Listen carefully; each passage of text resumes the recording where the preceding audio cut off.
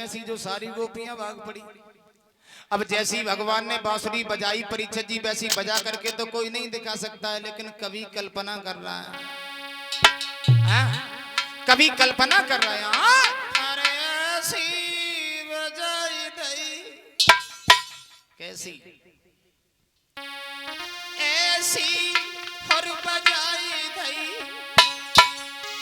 बसुरिया रे श्याम, ऐसी बजाई दई।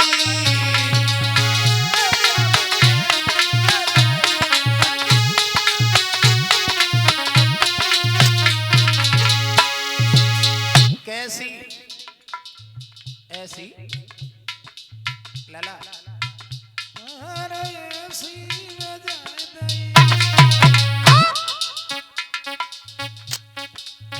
ऐसी बजाई दई बसुरिया रे श्याम, ऐसी बजाई दई।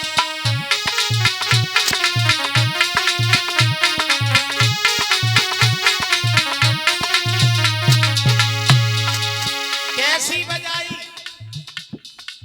प्यारे, काल के नाक में कुंडल बुलाख कानन में। हाँ याद ही ना रही, नाक में कुंडल नथुनिया कान में, और काल के नाक में कुंडल बुलाख कानन में, काल के होटल में सुरमा लिपस्टिक आँखन में।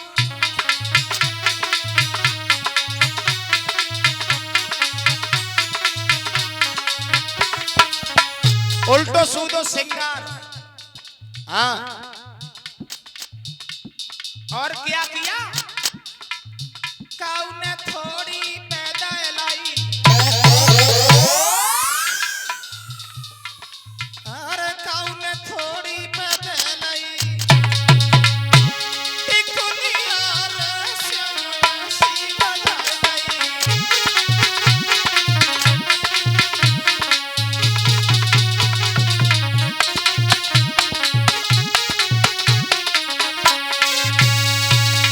उल्टो सूदो श्रृंगार करके परीक्षित जी गोपियां भाग पड़ी।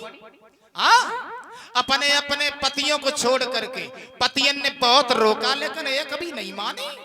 मैं नहीं मानूंगी, जाऊंगी। चली बंसी पट पर जा करके भगवान कन्हैया के पास में गोपियां पहुंच गई। लाइन की लाइन लगी चली आ रही है। परीक्षित जी श्याम सुंदर से कहा, गोपियाओं ने भगवान अब तुम महाराज करो। हाँ आपने हमें वचन दिया था हमारे साथ में नृत्य करो। और जैसे ही परीक्षित जी ये कहा, एक गोपी बोली। अब गोपियां बहुत सारी हैं, भगवान श्याम अकेले खड़े हैं। एक गोपी बोली, भगवान मेरे साथ में नाचेंगे। दूसरी बोली, चुप रहा, कैसी फूली फिर रही है, मेरे संग में नाचेंगे। तीसरी बोली, कैसे मुंह बनाए फिरता है, तेरे संग में नाचेंगे, भगवान मेरे संग में नाचेंगे। आपस में झगड़ा होने लगा। और जब झगड़ा होने लगा तो भगवान बोले, गोपी आओ झगड़ो नहीं। किसी गोपी को ये महसूस नहीं होगा कि भगवान मेरे साथ में नहीं है। जितनी गोपियां थी उतने ही भगवान ने अपने स्वरूप धारण किए हैं। परीक्षित जी उतने ही अपने स्वरूप धारण किए हैं। और एक एक गोपी के साथ में भगवान जो थे, लाला जितनी गोपी उतने श्याम, शुरू लीला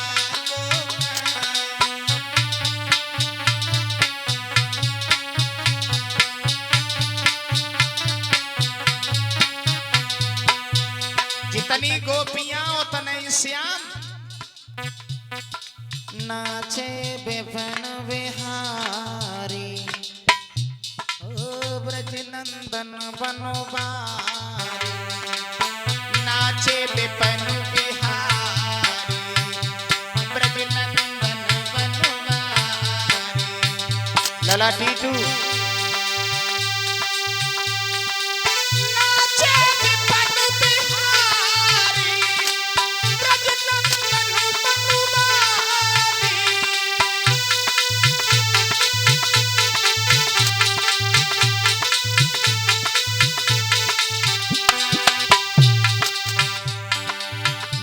मुरलीधर ऐसे, कैसे नाचे मुरलीधर ऐसे, रविंद्र बतावे कैसे होने लगा है महाराज सखिया यौवन राय, होने लगा महाराज सखिया यौवन राय।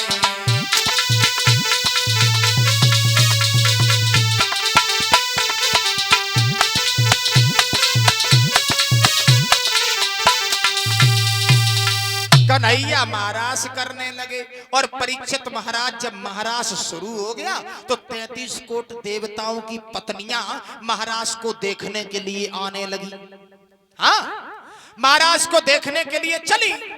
इधर कैलाश पर्वत से परीक्षित जी पार्वती अम्मा चली है, नई सी साड़ी पहनी और पार्वती मैया जैसे ही चली तो भोले बाबा ने देख लिया, ओ पार्वती कहां जा रही हो? नई सी साड़ी आज तुमने पहन ली और मुझे बताया भी नहीं, कहां जा रही हो तुम? भोले बाबा कहिए। मैं कन्हैया के महाराज को देखने के लिए जा रही हूँ। भोले बाबा बोले अकेले ही अकेले? स्वामी जी यहाँ वहां पर स्त्रियां जाती हैं, पुरुष नहीं जाते हैं। हाँ पार्वती, स्त्रियां जाती हैं पुरुष नहीं जाते हैं। तुमने हमें बताया भी नहीं, साड़ी पहन लेती हो चुपचाप निकल जाती हो, आदमी का कोई मतलब ही नहीं। भोले बाबा, भोले बाबा न कहो। क्या कहें? कुछ भी कहो, गुस्सा हो गए हम तुमसे। प्लीज गुस्सा नहीं होना, नहीं होना। पार्वती मैया बोली तुम कहना क्या चाहते हो? भोले बाबा बोले पार्वती हमें एक बात बताओ, तुम कन्हैया के महाराज को देखने के लिए जा रही हो? हाँ हाँ स्वामी, मैं वहीं जा रही हूँ। विचार तो मेरा भी बन रहा है कि हम भी कन्हैया के महाराज को देखने के लिए जाएंगे। स्वामी वहां पर स्त्रियां जाती हैं, पुरुष नहीं जाते हैं। हाँ पार्वती, बस तुम्हें बहाना चाहिए कुछ न कुछ। स्त्रियां जाती हैं पुरुष नहीं जाते, इसलिए भोले बाबा न चाहे तुम अकेली चली जाओ। हंसो नहीं, हमें जानती नहीं हो तुम अभी। पार्वती बोली तुम तो बिना मतलब के चिल्लाने लगा। तो चिल्लाए ना और क्या करें, अकेले ही सज लेती हो चली जाती हो। हमें ये बताओ महाराज देखने के लिए अकेले ही अकेले जा रही हो? कहूं मतलब क्या है? पार्वती बोली स्वामी बोलो। मैं अभी जा रही हूँ, लौट करके जल्दी आ जाओगी। भोले बाबा बोले ठीक है, हम जानते हैं अभी आ जाओगी तुम। तुम्हारी तो लीला ही निराली है, कहीं देवियां मिल गई तो 2-4 घंटा बैठी रहे हो। तुम्हें कुछ पता है रोटी हुई कोडरी का घर काम है कि ना है? अब वैसे एक बात जरूर आए गई, माताओं बहनों बुराई ना मनियो, हमको करना है, हम बुराई थोड़ी करना है, हम तो कथा कहना है। वैसे माताओं की एक छोटी सी कमी हो, वैसे इनकी माता सब ठीक है, यहाँ कमी नहीं है। एक कमी होते है छोटी सी, कमी जा होते है कि अगर जे गोबर को पला लेके जाए और रत्ता में रामकली जी ठाड़ी मिल जाए तो उन कम से कम 4 घंटा ठाड़ी नहीं जना समझ में आता कि 20 किलो धरो कि 50 किलो धरो, याद ना रहते बातन के पीछे मतलब। हाँ, और कछु कमी ना है, जो छोटी सी है इनकी में सोना है काऊ। मेरा मतलब है भोले बाबा बोले पार्वती हम भी कन्हैया के महाराज को देखने के लिए जाएंगे। पार्वती बोली ठीक है, ये देखो तुम्हारी इतनी गंदी आदत है, कहीं चलने के लिए तैयार हो जाऊं, कहते हो हम भी चलेंगे। तुम जाओ, मैं नहीं जा रही। भोले बाबा बोले तुमसे किसने कहा तुम चलो, हमें जाना है तो जाना है। पार्वती मैया ने परीक्षित महाराज क्रोध में आकर के कहा भोले बाबा कहो मैं नहीं जाऊंगी, तुम जाओ। भोले बाबा बोले गुस्सा काहे को हो रही हो? तुमने कई स्त्रियां जाती हैं, स्त्रियां तो जाती हैं। हाँ स्त्रियां जाती हैं। भोले बाबा बोले तो तुम्हारे पास में कोई साड़ी धरी है? क्या करोगे साड़ी का? हाँ साड़ी का सुनिए। बोले गौरा से एक दिन यो भोला, प्यारी हम भी जनाना बनेंगे।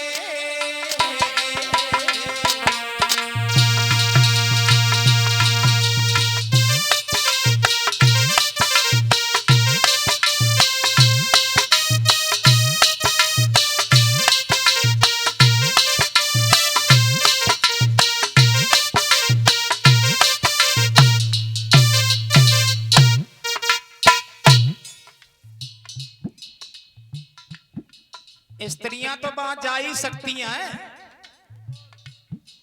तो साड़ी ले आओ और हम भी जनाना बनेंगे। पार्वती बोली तुम बिना मतलब की बातें करते रहो तो।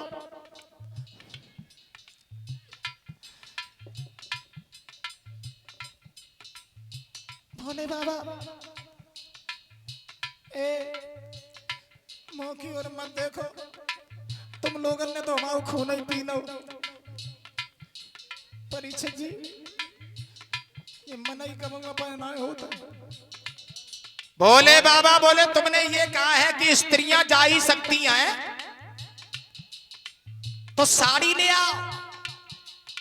तुम साड़ी का क्या करोगे? हाँ जनाना बनेंगे। देख ले ये जनाना बने जनाना, तुम माई लोग बने हो क्या? हाँ कैसे बनोगी जनाना? भोले बाबा बोले कैसे बनेंगे? पार्वती मैया बोली जब बताओ। गले में मुंड की माला, हाथ भरे को जो डाड़ा लटक रहा हो तुम्हारे। भोले बाबा बोले दाढ़ी घूंघट मार के झांक लगे। अच्छा माथे पे चंदा,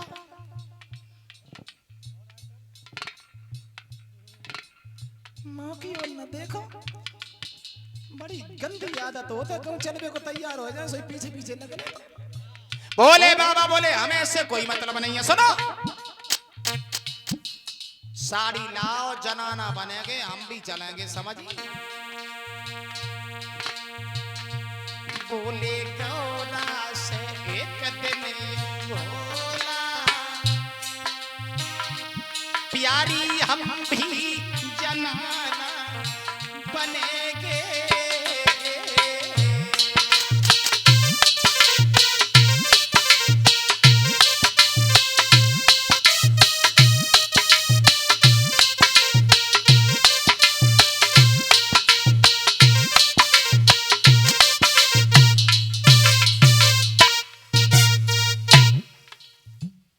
साड़ी उठा और जनाना बनकर के कन्हैया के महाराज को देखेंगे। भोले बाबा ने आवाज लगाई।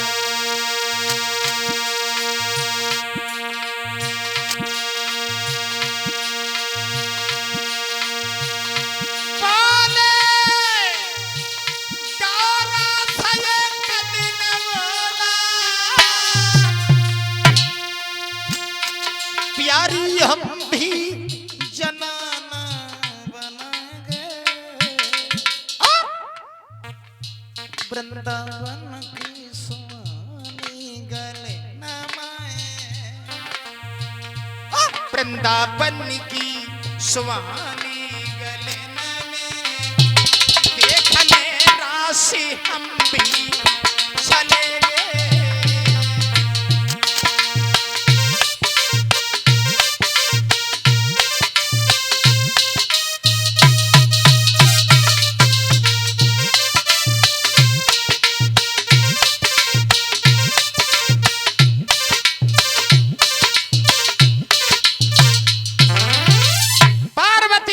साड़ी हमें दे और हम भी जनाना बन करके चलेंगे। सो परीक्षित जी पार्वती भाज के गई, सो साड़ी उठा ले पहन ले पहन ले, तुम जाओ मैं नहीं जा रही। भोले बाबा ने साड़ी ली।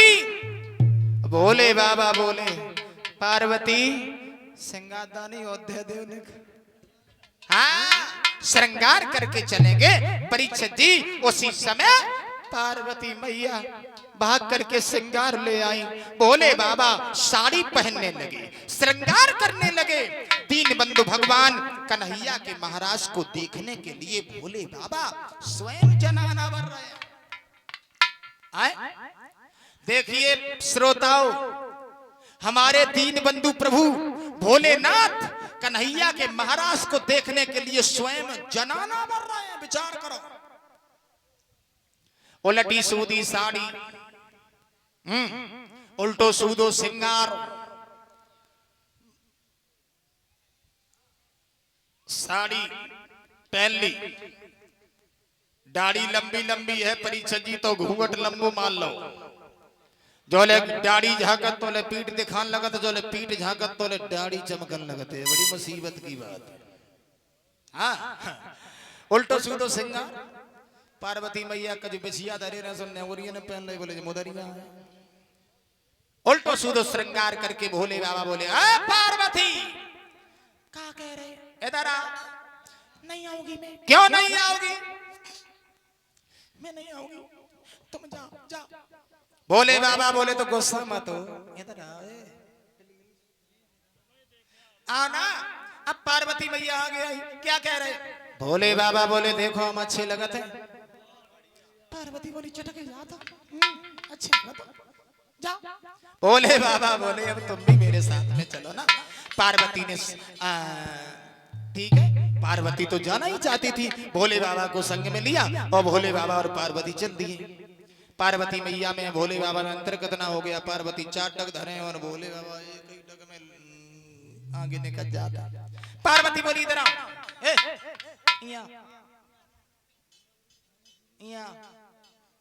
नीचे चलो करो न। हाँ, एक टक लंबी डाल दे तो तुम पकड़ जाओगे, देख नहीं पाओगे महाराज। अब भोले बाबा धीरे धीरे चलने लगे और बार बार पार्वती से कह रहे हैं कैसा श्रृंगार किया हमने। तो श्रृंगार कैसा किया था परीक्षित जी? भैया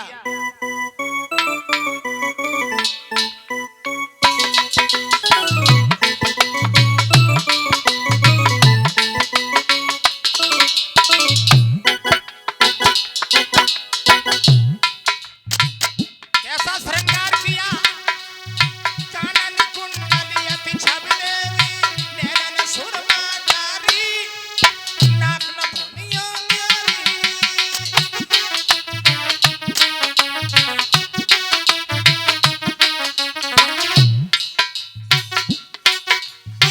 लाला। देखिए दीनबंधु भगवान भोले, अरे कानन कुंडल अति छबले नैनन सुरमा जारी नाक नथुनिया न्यारी और महाराज सकुंद धान काजी बन गए नरस नारी और संग गिरिजा सुकुमारी प्यारी। पकड़ी है रास्ता भोला वृंदावन धाम की, पहनी है साड़ी भोला अपने ही काम की, पहनी है साड़ी भोला।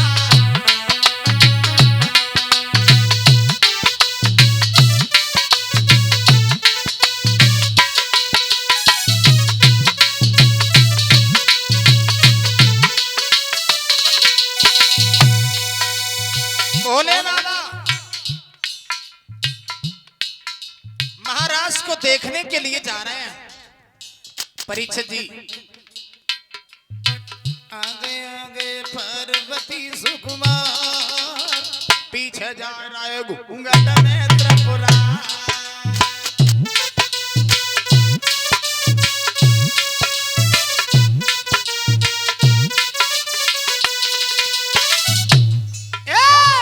आगे आगे पार्वती सुकुमार, पीछे जा रहा है घूंघट में त्रिपुरा। लेकिन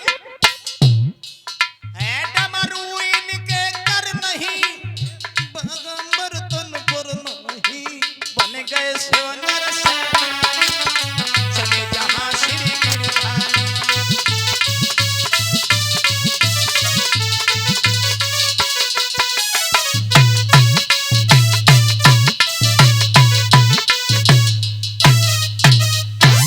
भोले बाबा पार्वती मैया के साथ में जा रहे हैं। परीक्षित जी डेढ़ों हाथ लंबो घूंघट मारे।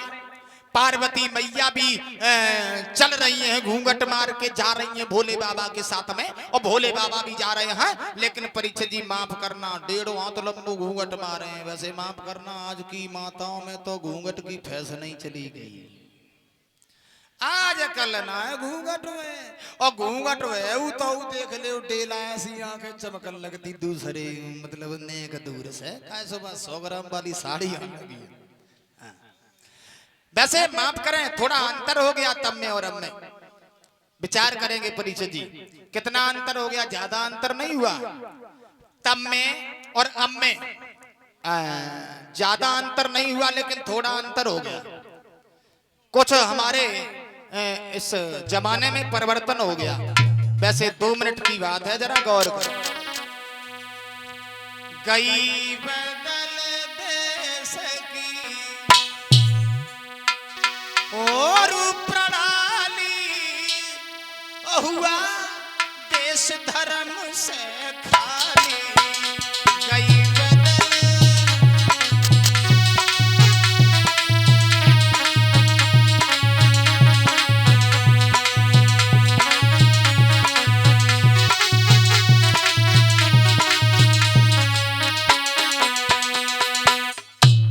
थोड़ा अंतर हो गया। कितना? परीक्षित जी ज्यादा अंतर नहीं है, थोड़ा अंतर है। जरा शांति बनाए रखें हमारी बहनाएं, थोड़ी देर शांति। कितना अंतर हो गया तब में और अब में? पहले उत्सव जब होता था, घर में बहन बुला ली। पहले जब घर में उत्सव हुआ करता था परीक्षित जी, तो सबसे पहले बहन और भांजी बुलाई जाती थी, है ना? पहले की बात बता रहा हूं। और अब भैया, अब बहन की जगह पे 10 दिन पहले साड़ी आ जाती है। अरे छोड़ो छोड़ो, हम बुराई कर गए। वैसे वो भी किसी की बहन है, सारी है तो क्या हुआ? चलो कोई ना कोई तो आता ही है, घर तो सूना नहीं रहता है। माफी चाहेंगे। पहले उत्सव जब होता था, घर में बहन बुला ली। आजकल अब बहन भांजी पेड़ों देखे बुलवाई, घर साली हुआ देश धर्म से खाली।